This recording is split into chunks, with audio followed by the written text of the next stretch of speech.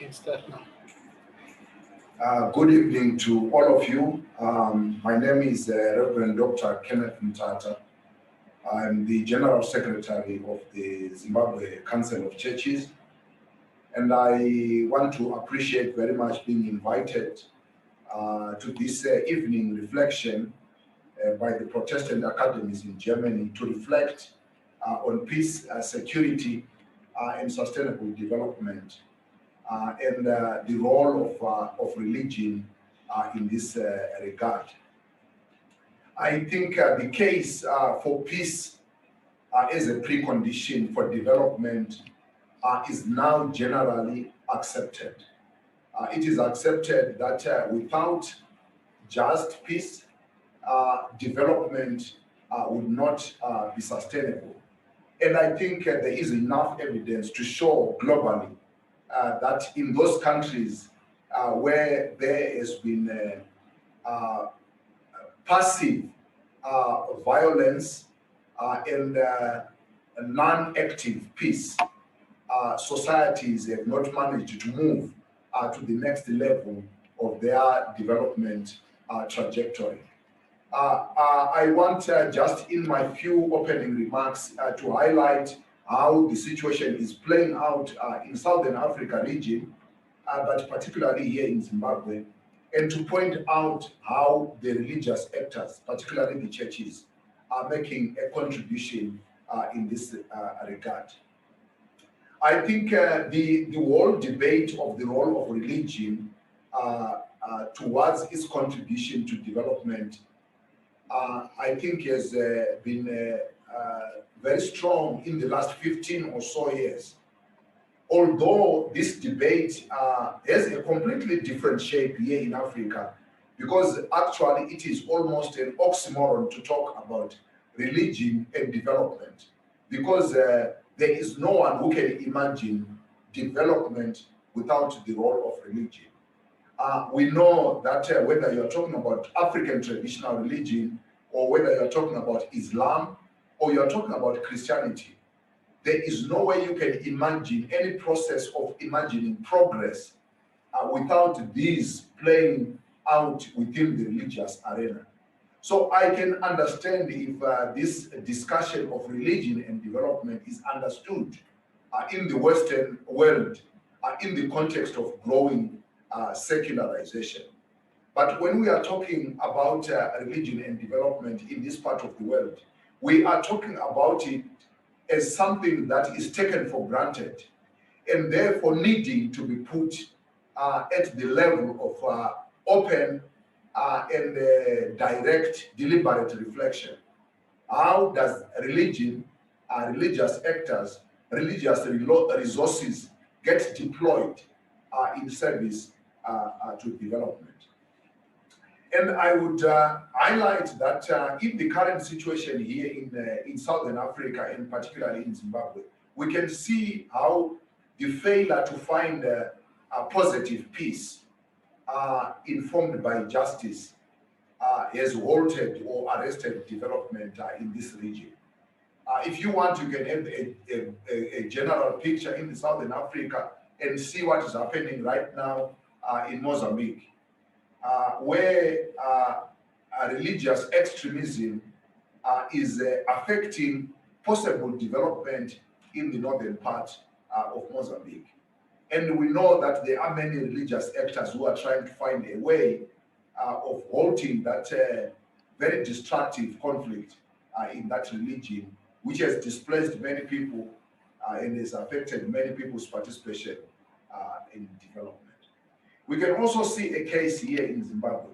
This was known as the bread basket of Southern Africa. Others used to describe it as the Switzerland of Africa. It was a country which was thriving in agriculture. It was a country that was thriving in natural resources like mining. But the failure to establish positive peace over the last 40 years of its independence has seen this country slide into the basket case of the region, leading to so many crises characterized, for example, by the current humanitarian crisis. The country is in need of food to feed about 8 billion Zimbabweans who are going to be in desperate need of food by the end of this year. It has seen the country having to lose lives in many different kinds of violence. But the church has played a very important role in the last 40 years, but particularly in the last 4 years or so, where the church has been calling the nation to a structured form of dialogue that is informed by a commitment to meaningful unity, peace, justice, and prosperity for all Zimbabweans. In this call, the church has played a very catalytic role at a local level in mobilizing churches to play a meaningful role in organizing themselves, in instilling critical thinking among religious actors, so that the church does not see society as a given and naively accepted with all its old structures, but for the church to go out and look critically at what is happening in society, mobilizing its members so that they are active participants in shaping a new agenda for society. The church has also played at a second level of engagement, where the church has been mobilizing civil society and trying to make sure that there is convergence among civil society actors to build a common agenda towards acceptable levels of justice and peace informed by adherence to the Constitution. The church has also been engaging at a higher level, at a policy level, to try and influence political actors, but also the direction of national policy.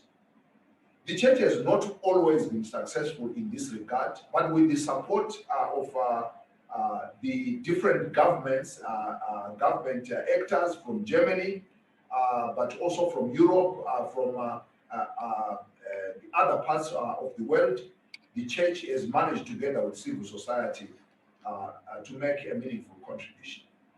What can the rest of the German churches and the German actors do to support this work? One way is to continue to amplify the challenges the nation is facing, Zimbabwe is facing. Because for many people, Zimbabwe is no longer an interesting case. But it is important that we can continue to have partners who continue to highlight the plight that is facing this country, realizing that the collapse of the situation in Zimbabwe has a huge bearing in the Southern Africa region. So if we have a crisis in Mozambique and Zimbabwe collapses, we can see that there will be a problem also in the rest of the region. But the second kind of support is to support civil society actors and also the churches in Zimbabwe in the work that they are doing, both supporting them financially, but also with critical reflection on how religion can be deployed, how its personnel can be given critical tools to mobilize society and to engage at different levels. These kinds of capacities can make the church a catalytic actor in contributing to transformation in Zimbabwe.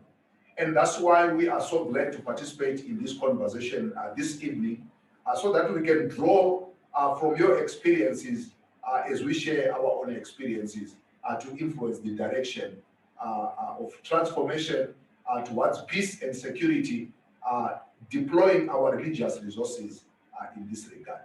Thank you very much for having us, and we look forward to participating in this consultation.